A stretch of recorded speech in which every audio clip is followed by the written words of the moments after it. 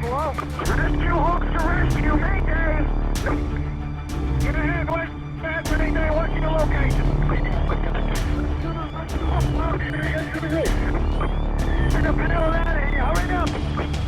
We need radio silence, baby. Water in that 2.5 inch line. 48 inch water in a 2.5 inch line. To the rope, to the rope. 35 in the rear, 35 in the rear. Welcome to the Emergency Traffic Podcast. Hello, and welcome back to the Emergency Traffic Podcast, where we explore official reports of firefighter line of duty deaths and learn about them to prevent future ones. This is episode number 82. I'm flying solo today. Everyone else is too busy to record with me. This episode is based on the Transportation Safety Board of Canada Marine Transportation Safety Investigation Report M21CO265 that was released on the 31st of January 2024. Before we get into the episode, some perspective for our listeners. While I was writing the script, I was evaluating this. Of the 15 firefighter line of duty deaths in Canada since 2000 that we know of, we've covered 13 of them. 5 have been drownings. Please be careful on the water, brothers and sisters. A disproportionate number of Canadian line of duty deaths occur in water operations. Which leads us to our episode, which is about water rescue operations. On October 17th of 2021, the Service de Sécurité Incendie de Montreal Rescue Boat 1864, so that's Montreal Fire Department, otherwise known as SIM for the rest of the podcast. Rescue boat number 1864 with 4 firefighters on board was dispatched to rescue a pleasure craft that had an engine failure and was drifting towards the treacherous Lachine Rapids in Montreal, Quebec. The location of this incident in the massive St. Lawrence River south of the island of Montreal at the Lachine Rapids is a Class 4 swiftwater rapids. The incident occurred near LODD, which is translated as Island of the Devil, in proximity to a huge permanent wave on the rocky bottom called Big Joe. This is truly a treacherous piece of water. Fire departments in Canada, a little survey that was done in 2022 of the 3,000 fire departments in Canada, 80% are volunteer, 17% are a mix of volunteer and career, and the rest are career fire departments. The Canadian Association of Fire Chiefs did a survey in April of 2022, and they got 629 responses from the 3,000. So out of the 629 responses, 100% of the 22 largest cities, 50% were career, and 30% of the country's composite departments, and 10% were volunteer. Of this sample, 85 departments offered water and ice rescue. 22 of these departments were volunteer, 21 composite, and 31 professional. 26 were metropolitan. So only 85 fire departments offered water rescue services, and yet we have 5 fatalities since 2000 in this group. Okay, a little bit about the Montreal Fire Service. SIM operates throughout the island of Montreal. In addition to its regular fire department duties, the SIM carries out various types of specialized responses such as hazmat, technical rescue, high-angle rescue, confined space rescue, and water and ice rescue. The SIM has 67 fire stations, 8 of which include a nautical unit providing ice and water rescue services on the inland waterways around the island of Montreal. In the event of ice or water rescue, all units of the station may be called upon to respond. Each specialized team is led by a commanding officer. The commanding officer of the Water Ice Rescue Division is in charge of training for the nautical unit members as well as managing the risks associated with water and ice rescue. The position of Ice and Water Rescue Commanding Officer in charge of the 8 nautical units has been vacant for several years at the time of the accident. The investigation could not determine how long this position had been vacant, but it had been at least 5 years. Responsibility for the rescue fleet and supervision of water and ice rescue operations was therefore divided between 2 other commanding officers. None of them had training or experience in water or ice rescue beyond the training they had received as part of their secondary school vocational diploma to be a firefighter in Quebec. The training for the members of the SIM nautical units, curriculum for members, was developed by the SIM Training Division. Training includes basic theory, practical training, and mandatory simulations. The introductory training course covers about 75 hours of theory and practical training, and it's based on a 2004 edition of a handbook that they had made. The handbook contains, among other things, established Coast Guard search and rescue protocols and NFPA standards. The handbook is divided into several sections containing information on vessels, equipment, navigation, response, and guidelines. The handbook, at more than 800 pages long, is comprehensive. It details various rescue and towing operations that the SIM's nautical unit can carry out. However, it does not contain sections on abandoning an operation or transferring a rescue operation to another unit, or on maneuvering or towing with a jet propulsion drive system, so a jet boat. So these were not in the handbook. This will come up later. The training handbook also describes the characteristics of various bodies of water in and around the island of Montreal, including the Lachine Rapids, with accompanying images. The images of Lachine Rapids show only a couple of waves in the area, focusing on the roughest parts of the rapids. The handbook states that rescue by boat in this section of the river should only be carried out by experts. However, the handbook does not define an expert. Ongoing training. To stay current in their water and ice rescue skills, firefighters in these units must complete 5 practical exercises at the start of each season: organizing a team, analyzing risk, using equipment, performing a rescue, administering first aid, and other practical exercises that are carried out during the season at the discretion of the Marine Unit lieutenants, or lieutenants in Canada, I should say.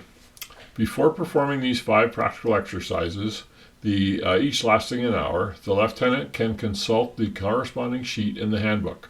However, firefighters are not required to review the theory part of the exercise. 3 of these practical exercises focus on the risks to the individual that is being rescued. As I mentioned before, the SIM is organized into units, and the nautical units comprise of 4 firefighters, a lieutenant, a coxswain, and 2 lookouts, and a rescue boat, while ground units consist of a team of firefighters and a firefighting vehicle, engines, trucks, etc. Each firefighter carries a non-waterproof portable radio to communicate with other units on a channel that's reserved for Montreal emergency services. The SIM chain of command, the command post is responsible for identifying hazards and making operational decisions. The first officer of the scene, who takes charge of the command post, is not necessarily trained in water rescue and may be unable to assess the situation. Situational updates will be given by radio. That comes from their manuals. The personnel certification and experience for Rescue Boat 1864, all firefighters on board were considered crew members, but only the coxswain was required to have a pleasure craft operator's card. Each member of the 1864 nautical unit already had the pleasure craft operator's card. It's not that hard. They've even got one, so it can't be too tough to do. Coxswain also held a restricted radio operator certificate. The lieutenant had 14 years water rescue experience with the SIM. The coxswain had 10 years of experience in water rescue with the SIM. Lookout 1 and Lookout 2 had 16 years and 4 years of water rescue experience, respectively, with the SIM. The lieutenant of Unit 265, which was at the command post at the start of the water rescue operation, had received the SIM nautical training in 2004, this happened in 2021, and had acquired 6 months of experience with the nautical unit in 2004. Position tracking. The boat's position can be tracked visually or by a GPS signal. The SIM rescue boats were equipped with GPS to allow the command post to continuously monitor their position via a website or an app. The position is updated approximately every 2 minutes. In a typical water rescue operation, however, these updates do not allow for real-time tracking. In this occurrence, Rescue Boat 1864 was moving at a very high speed, and so it covered a great distance between each position update because it's only updated every 2 minutes. Actually, something you want to try it's called Marine Traffic AIS. You can track all the ships in the world that have transponders. It's really fascinating. I was following the shipwreck or the grounding of a cargo ship up in the Northwest Passage the last 6 weeks. It was stuck up there and was rescued. They had a whole bunch of ships go up there and rescue it, and it just got out of the Northwest Passage. Fascinating to watch it on the AIS updates on the marine traffic. Anyway, Supervision of operations. During the SIM water rescue, supervision of operations is essentially the responsibility of the commanding officer at the command post and the officer on board the boat. The commanding officer at the command post is responsible for the organization and supervision of deployed units. However, the commanding officer does not always have visual contact with the rescue operations in progress and does not necessarily have experience or training in water rescue. The officer on board the vessel is in charge of the rescue unit in question and also takes part in operations, because there's only 4 of them, and he's the lieutenant in the boat.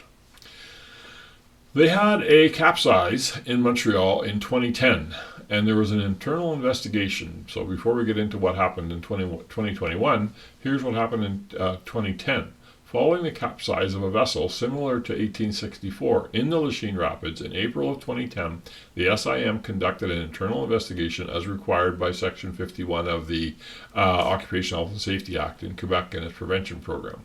SIM's investigation led notably to the following recommendations. These are translated from the French.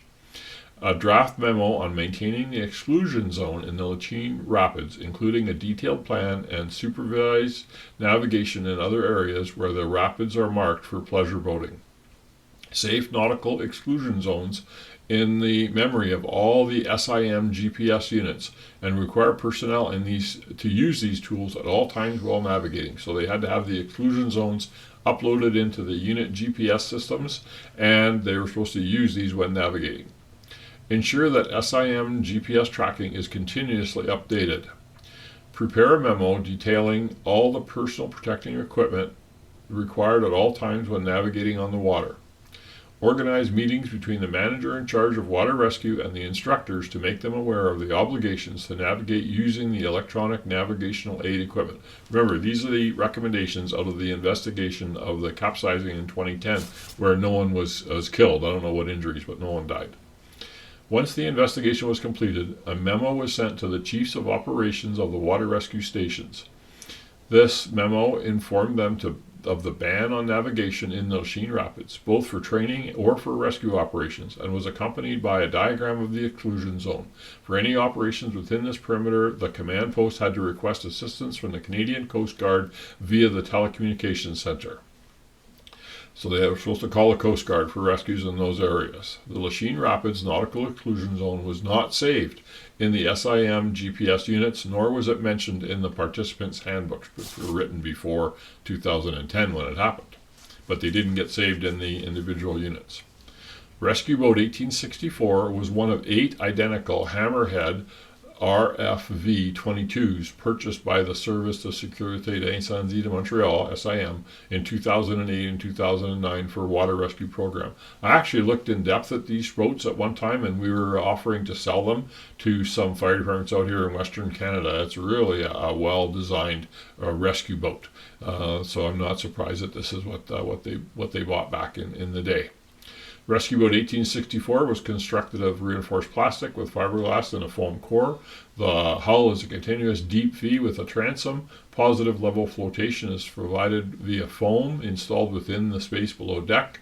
The height above the deck ranges from 26 inches astern to 30 inches above the deck in the forward part of the vessel, forming a large well around the upper part of the deck. 2 self-draining scuppers, that's where the water drains out, were fitted to either side of the transom, the rear of the boat, at deck level. An inboard motor was protected by a cover and driven by a reaction propulsion, which is basically a water jet. A towing line, reel, and towing bit were also installed at the aft of the engine area.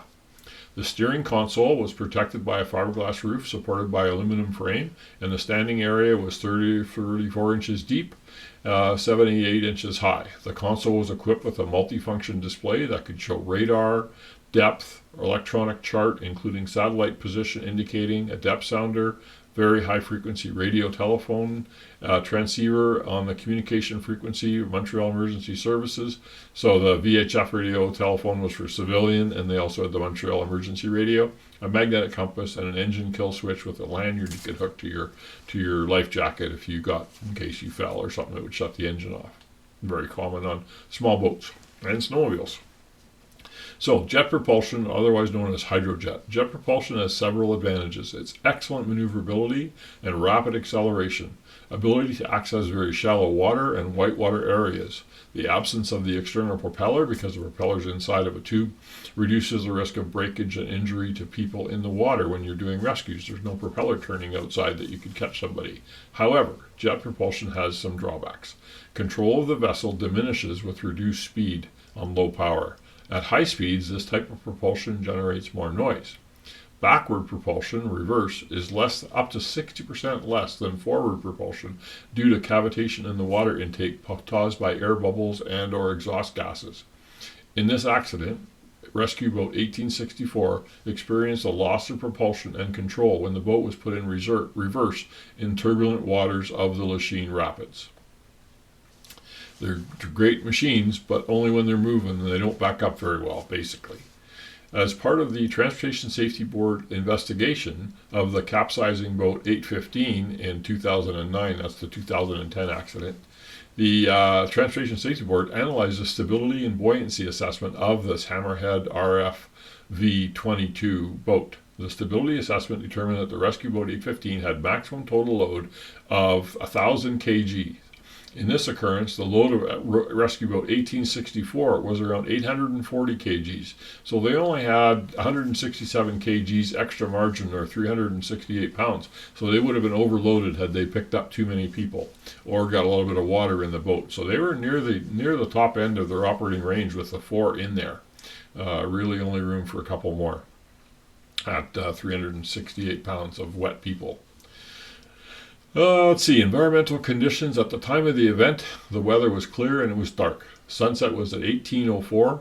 The air temperature was 10 Celsius. The wind was from the northwest at about 13 kilometers an hour. Water temperature in the river at LaSalle was 17 Celsius. So the water was actually warmer than outside, especially with a bit of a wind. A bit of a cool day for out on the water. The end of the season, right? So the Lachine Rapids are located downstream of Lake Saint Louis, which is a large lake east of Ganawake, Quebec. The south of the borough of LaSalle, which is a suburb of Montreal, and the north of Île du Seigneur, which is a big island in the river. At this point, the St. Lawrence River narrows and flows down to the La Prairie Basin, passing under the Henri Mercier Bridge. 2 nautical miles upstream from the bridge is a seasonal buoy that indicates the presence of rapids downstream. The buoy had been removed on the 9th of October for the winter season. So there's a buoy there to warn you of rapids approaching a few miles up, but it had been removed for the winter season. The Lachine Rapids have a 42-foot drop between Lac Saint Louis and the Lac Prairie Basin and are classified as level 4 on an international scale of river difficulty. I've done level 4 rapids in my swiftwater training, and it'd be a tough place for a big boat, especially slowly. On the day of the accident, the average flow measured at the St. Lawrence LaSalle hydrometric station was around 9,000 cubic meters per second, or 29,000 cubic feet per second. So that's a lot of water. Despite being dangerous, the Lachine Rapids are popular with rafting, kayaking, and surfing enthusiasts. On nautical charts for the area, no water depths are indicated for the section between the borough of Lachine and the Victoria Bridge. This section is unmarked. Rapids are just indicated by ripple marks. It's not a navigable waterway, basically, for boats. That's why they have the St. Lawrence Seaway Canal. Okay, search and rescue response in the Lachine Rapids area. The units available for the area around the island of Montreal vary according to the season. In the summer, the Canadian Coast Guard has a student program, that's the Canadian Coast Guard Auxiliary, I believe it's called, for inshore rescue boat service, which is typically in place from May to September. There are Canadian Coast Guard Auxiliary volunteer units in addition. So they have the student program, which is they run over the summer with students, and then the auxiliary, which are people that own boats that can go help. You can join if you have a boat and you so desired. It's kind of like volunteer search and rescue kind of thing. These are typically available May till weather conditions require them to store their boats from the winter, because those are all private citizen-owned watercraft. However, these units are not equipped to respond in the Lachine Rapids, which are classified as whitewater and require a higher level of training and specialized equipment. So the Canadian Coast Guard student groups, they're closed down in September. Therefore, the Canadian Coast Guard relies on the City of Montreal's fire and police departments to respond in this area. As I mentioned before, SIM has several boats capable of responding in unmarked areas. The police have surveillance boat as well as a diving unit, which are part of the GTI, which we'll learn about more. That's the search and rescue guys. Okay, most of the SIM's nautical operations are routine, low risk, towing a boat in that has broken down, recovering a person from the water in calm water, and have no negative consequences. SIM's report of activities in 2021 states that there were 229 water rescue operations and 24 ice rescues that were carried out by the division in 2021. These nautical responses are few in numbers when compared to the first responder responses, so the fire calls, at 67,000, minor fires 1,000, major fires 300. Since 2018, however, the number of water rescue operations has been on the rise. The 2021 activity report does not mention the number of boats that were towed by the nautical units of the SIM. And we used to get those all the time. They call us because we're broken down in the middle of the lake and can you come rescue us? And my typical response is, well, the wind will blow you ashore at some point, or call a contractor, because it's not really an emergency, although it is good training for our people. And if there's kids or the weather's changing or something, then definitely you want to take those into account. You may have to go do a rescue, which is probably what happens in Montreal as well. Okay, on October 17th, 2021, two boaters decided to take a test ride on a pleasure craft that they had just purchased that day. At around 18:30 hours, the pleasure craft was launched from the ramp at Parc St. Louis in the borough of Lachine at Montreal, Quebec. About 10 minutes of testing on the St. Lawrence River, the boat's engine began to overheat and stopped. The engine compartment fan was switched on in an attempt to cool the engine. Meanwhile, the current was carrying this pleasure boat towards the Mercier Bridge and the Lachine Rapids in about 20 minutes. The boaters tried to restart the engine with success, but the engine stopped again about 2 minutes later. At around 1907, so we've got 37 minutes, the pleasure craft had arrived at the vicinity of Parc d'Aqueduc, so it's the pipeline park, when one of the occupants of the pleasure craft called 911 for help. The 911 dispatcher relayed the information to the Service of Police, Island Montreal, and the SIM. In addition, because this was a marine incident, the dispatcher transferred the call to Marine Rescue Subcenter in Quebec. The Marine Rescue Subcenter advised the boaters to drop an anchor, don their life jackets because they were approaching the Lachine Rapids. The boaters were already wearing their life jackets. They dropped the anchor to slow the vessel's drift, but the anchor did not catch.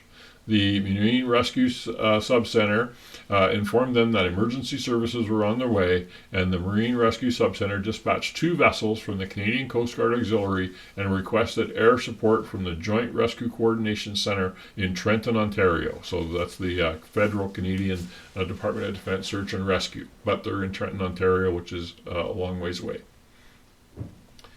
I've got a little more comments on that. A friend of mine who worked in Montreal at the time said, waiting, the ETA for a helicopter from Trenton was 2 hours, which isn't a big help when you have people in the water drifting downstream. They can't call a helicopter from the provincial police because interdepartmental issues, is what my friend commented. Actually, cerebral rachematitis, he says. Let's see. SIM Communications Center informed the Marine Rescue Center that SIM was sending 2 nautical units to the call. The SIM Command Center dispatched 2 land units from the Fire Station 65 and a Chief of Operations, Commanding Officer, and 2 nautical units from the Fire Station 64 and 55. And those were units 1864 and 1855, which are going to be in this rescue. To the rescue the pleasure craft. Unit 1864 and 1855 typically respond on the Lac St. Louis upstream of the Mercier Bridge, but can also respond anywhere around the island of Montreal. At 1912, Unit 1864 reached the ramp at Parc St. Louis. They were launched at a ramp, so they're not always sitting in the water.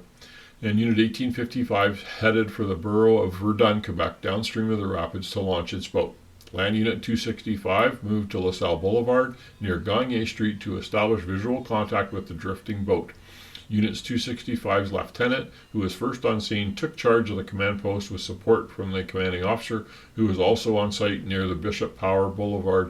At 1916, ground units established visual contact with the pleasure craft so they could see it.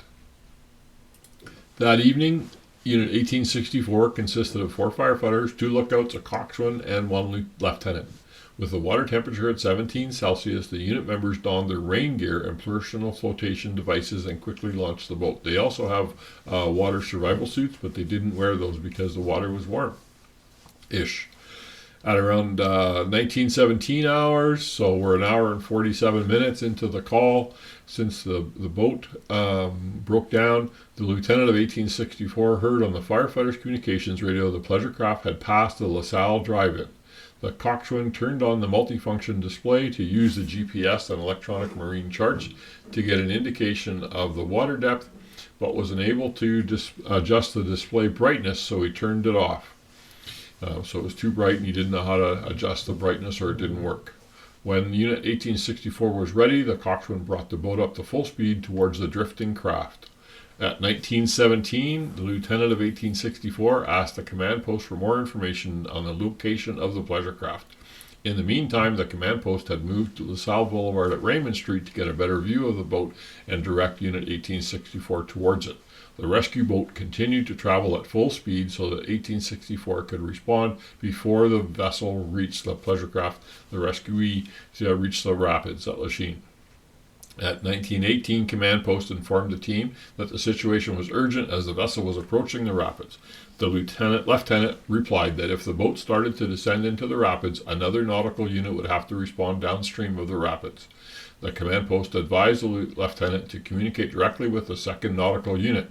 Unit 1855 confirmed that it would respond downstream of the rapids and was preparing to launch its boat at the Verdun Marina. So they had to go launch it and then get it and respond upriver. I'll post some maps and pictures and everything on our social media feeds.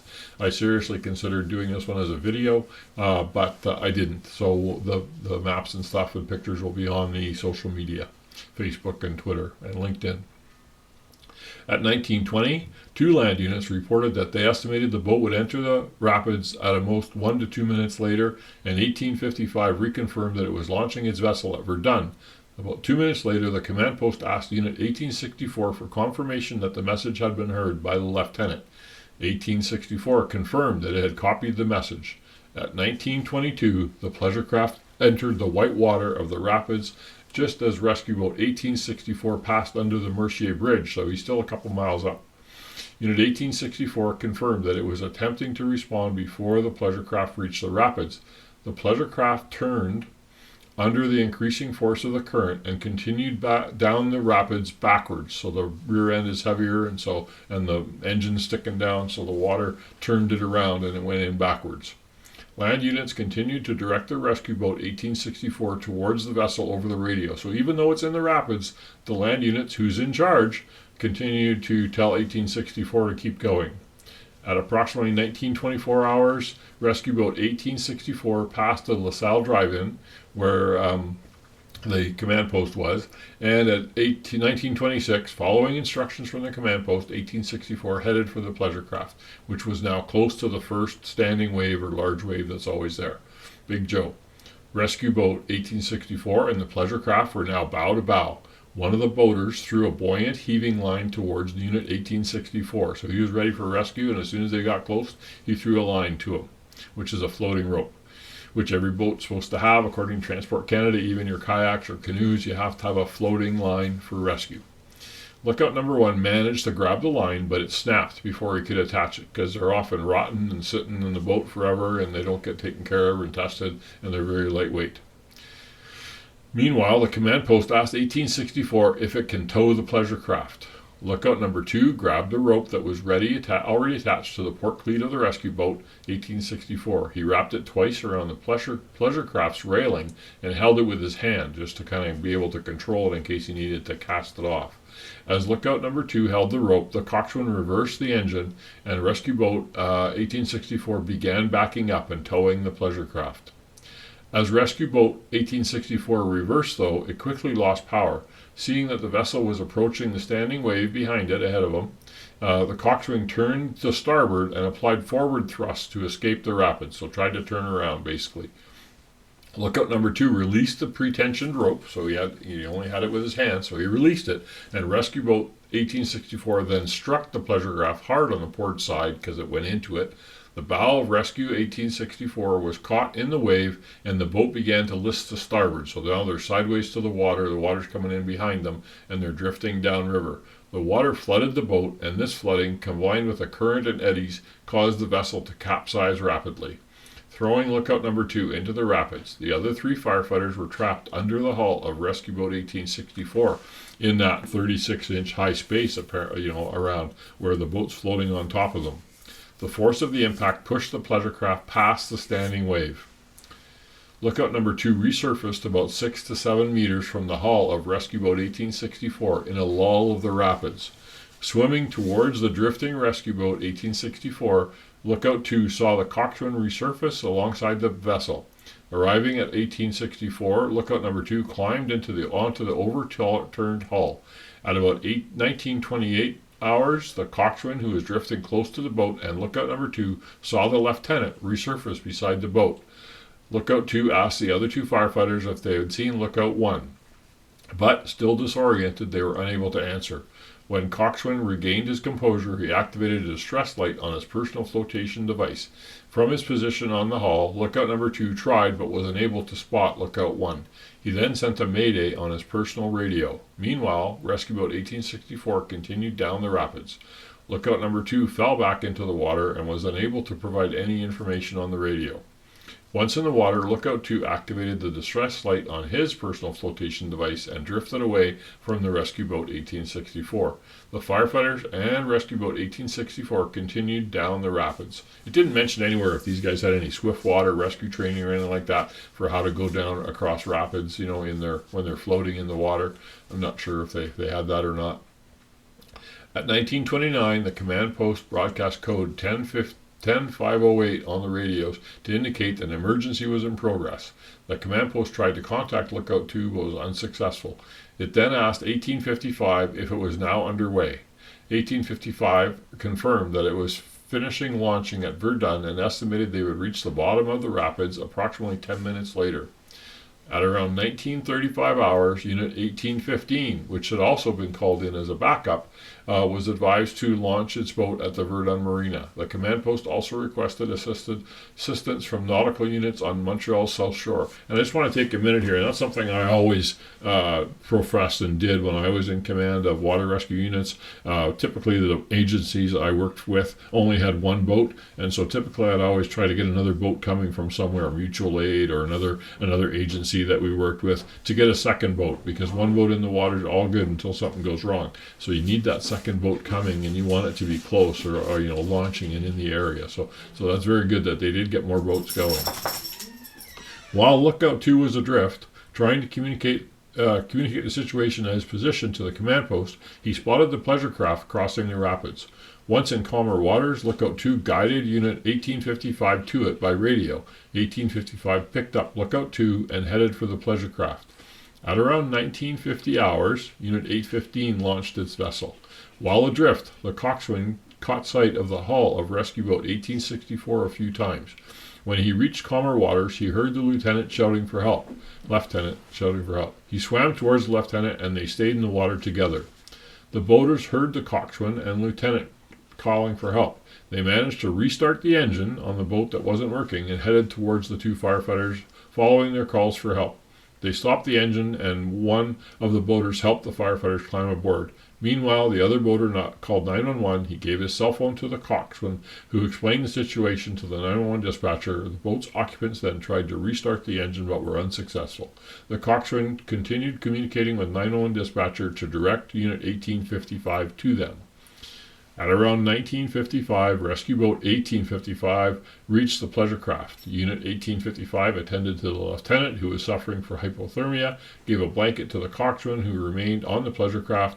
Unit 1855 took the lieutenant and Lookout 2 to the Verdun Marina, where emergency services were waiting to treat them. The coxswain had kept Lookout 2's radio, but it was no longer working. Now, in calm waters, with the danger over, the pleasure craft was set adrift to allow other responders to continue searching for Lookout 1. At about 20:05 hours, Rescue Boat 815 headed for the overturned hull of Rescue Boat 1864. At approximately 2020, Unit 1850 contacted the command post to request the assistance of the La Prairie Fire Department in the recovery of the pleasure craft. In the meantime, 1815 tried unsuccessfully to find any indications that Lookout 1 was beneath the hull. Rescue Boat 1864's hull was caught on the riverbed, and Unit 1815's efforts to right it were unsuccessful. So they tried to tip it back over, which you can do. I've seen it done with these small boats. They're quite maneuverable and handy that way. Anyway, they were unable to because of that whole roof over the console caught in the riverbed. At around 2025, 1857, Unit 1857 joined the search for the Lookout, and it launched its boat upstream of the rapids in the Lachine Borough. To assist in the search and resolve communication problems, Unit 1857 asked the command post to use search and rescue grid and indicate which section they should concentrate on their search. I'll put a visual of that map on the socials as well. The command post told Unit 1857 to continue searching upstream of the rapids because Lookout 1 may have remained at the top of the rapids where they initially tipped over. At 2039, Unit 815 marked the position of Rescue Boat 1864 and then went to help recover the pleasure craft. At around 2045, SIM requested assistance from the police department Tactical Intervention Group, which is a diving unit, GTI. The head of the Jet Boating Montreal also was asked to assist with the search of the rapids. So Jet Boating Montreal is a commercial company that does rides in the rapids. You can go and hop into a big jet boat and they jump the rapids. At around 2058, Unit 815 began towing the pleasure craft alongside to the boom near the Côte Sainte Catherine locks. Ambulance crews were awaiting on site for the occupants. Later that evening, helicopters from the Canadian Armed Forces and the provincial police arrived on scene to join the search. Other SIM units were also added to search along the riverbanks. At one point, helicopters focused their search on the spot where Rescue Boat 1864 had capsized.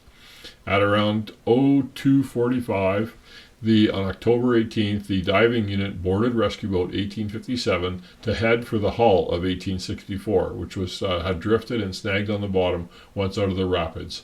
At 3:13, the divers were able to scan the underside of the boat using an underwater camera. They confirmed that Lookout 1 was trapped under the vessel.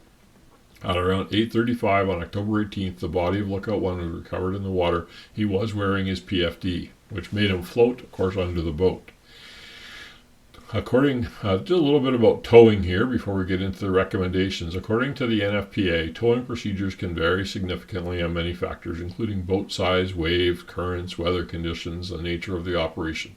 The use of inappropriate methods can present a risk of downflooding or swamping or capsizing one or both boats. It's very tricky. You have to know what you're doing. Crew members must know their boat and how to tow safely. They must also recognize the conditions under which towing must be abandoned. The SIM Participants Handbook for Water Rescue, that's that 800-page book, includes a detailed section on towing, which refers to the Canadian Coast Guard recommendations. These state that SIM units should only tow when human life is at risk, which, going through the rapids, that's a good case there. If the situation is not life-threatening, specialized towing companies should be called in. The handbook also states that units must not tow a boat at night. Nevertheless, firefighters will occasionally tow a boat back to port, usually by towing alongside. And it's going to happen, right? That's what you get called for. That's what you're there for. So the firefighters want to help. It happens. For work boats, like those owned by SIM, towing is done with a tow line attached to a towing bit at the stern of the vessel. So they were set up for towing from the stern. If maneuvering room is limited and controls essential, towing alongside is also possible. Before towing, even in unseen circumstances of search and rescue, planning in the form of a risk assessment can reduce the threat to people, the environment, and property. So that's from the NFPA. It was on towing. Here are the after-action reports. In this occurrence, a partial analysis was carried out by the command post, but the report was not shared with the members of the fire station nor with the Health and Safety Committee. In their comments on the report, the authors identified the following strengths. The communication between the initial units was good, teamwork and communication. Good communication between shore and water. The location of the command post was good. But the authors also identified following areas for improvement. Better assessment of the exclusion zone for withdrawing teams. Additional nautical search booklet in shoreline fire stations. So they should have some training on nautical searches in the fire stations. Vessels better adapted for operations in rough water, rapids, so they need different vessels for that kind of work if they're going to do that. And training for whitewater operations, which they didn't have it. In this occurrence, the command post did not use the objective reference documents, such as laminated reference maps that they had. On board 1864, navigation was based solely on visual cues and information transmitted by the command post. They were basically flying just by the naked eye. They didn't use any reference materials in trying to find where this boat was to get there, which would have excluded them from going in that area. Training is one way of mitigating hazards and controlling risks according with the use of equipment and performance of tasks. This helps reinforce response procedures, particularly for rare situations requiring a high level of efficiency. So this is your Gordon Graham classic high risk, low frequency event that they didn't train for. Not unlike the episode we did in spring where the two firefighters drowned when they went to do a water rescue with an Argo and got swept down the river. Same kind of thing. No training, no equipment. Members of SIM's nautical unit receive specific training to conduct various types of water rescue and become familiar with the rescues and their equipment. The participant handbook, though, had last been revised in 2004. It was found that the handbook did not include any information on the hammerhead vessels that were bought in 2008 and 9, nor on the new navigation equipment that was available at the time of the incident. So the handbook was way out of date. Furthermore, training did not include towing exercises or water rescue simulations in which all units were expected to participate, so they didn't train on what they've been doing. SIM nautical units have been required to stop performing rescues in the rapids since 2010, since the overturning. As a result, they received no specific training in operations around the rapids, exclusion zone, or in whitewater rescue, including objective risk assessments for boaters who accidentally find themselves there. Finally, no effective operational feedback on the training and educational program for nautical terms had been provided for several years. Remember, the commanding officer, the position had been vacant for more than 5 years. As a result, training provided to water rescue team members was no longer adequate for routine water rescue operations. If theoretical and practical training is not kept up to date, it is not representative of actual response conditions, then there's increased risk that rescuers will not have the knowledge and skills required to perform a water rescue safely. Risks related to water rescues. Quebec's Act Responding Occupational Health and Safety, which recognizes the importance of risk management, requires employers to develop, implement, and monitor a prevention program. At the time of the accident, SIM had a prevention program in place. However, the investigation determined that very few procedures applied to the water rescue division. Some of the risks associated with water rescue operations and the means of mitigating these risks were defined in the participant's handbook. However, the information had never been transformed into policies, procedures, and/or directives. As a result, they were not binding on employees. Without safety procedures and/or guidelines in place, there could be no operational review and no structured process for identifying hazards, assessing risks, and implementing mitigation measures.